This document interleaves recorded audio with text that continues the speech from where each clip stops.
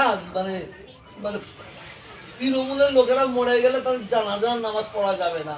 আমাকেই বলেছে আমি নাকি তৃণমূলে খেয়ে খেয়ে জিভ মোটা করে ফেলেছি, তৃণমূলের নাকি পা চাটি। আমাকে বলছে সে আজকে তৃণমূলে যে পড়া আছে। এরা রাজনীতির নেতা, এদের এদের ঘরে এইসব ব্যক্তিগুলোকে না গিরগিরেও ভয় পায়। গিরগিরেও রং চেঞ্জ করে তাদের টাইম লাগে, আর এদের রং চেঞ্জ করতে টাইম লাগে না। কোনো রাজনীতির নেতা রাজনীতির নেতা হিসাবে কথা বলবেন।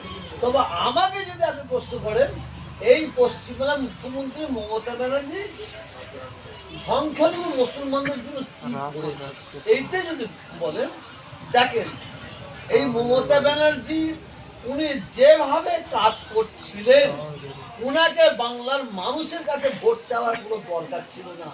উনার উন্নয়ন, উনার অনেক প্রজেক্ট ওনাকে আগিয়ে নিয়ে যাচ্ছিল।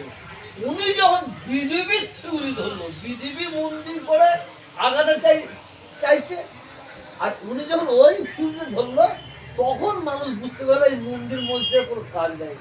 আর আমাদের সংখ্যালঘুদের বিশ্বাস করুন, মানে আমাদের আমাদের কোনো এই তৃণমূলের সরকারের এমএলএ এমপি সভাধিপতি কখন সম্মান দেয় জানেন? যখন ভোট এসে যায়। ভোট এসে যায়, এরা যদি আমাদের পায়ের জুতোটা দেওয়া হয়, এরা আমাদের পায়ের জুতো দিয়ে চাঁটবে। কিন্তু ভোটটা হয়ে গেলে আবার ওই জুতো আমাদেরই মারবে। কারণ এরা কিছু কিছু এমএলএ আছে, কিছু কিছু এমপি আছে, সভাধিপতি আছে, এরা মুসলমানদের প্রতি মানে বিরাট অত্যাচার, জুলুম এবং ধরে ধরে মিথ্যা কেস দিয়েছে। আপনাকে একটা কথা বলি, এই রাজ্যে বিজেপি ৭০টা না ৭২টা এমএলএ সিট আছে, ৭০ নাকি ৭২টা। আমি ৭০-৭২ জায়গা থেকে এক জায়গা থেকে কোনো মুসলমানের মন্ত্রী খবর পেলাম না যে হুজুর এখানে বিজেপিরা আমাদের মধ্যে এই অত্যাচার করছে, এখানে বিজেপিরা আমাদের মধ্যে এই অত্যাচার করছে। তা কারা অত্যাচার করছে? এই বাংলায় যারা তৃণমূল করে, যাদের আমরা ভোট দিচ্ছি, ভোট দিয়ে আমরা এমএলএ তৈরি করেছি, অধিকাংশ এমএলএ তারা আমাদের ভোট নিয়ে আমাদের গলায় পা দিল আছে।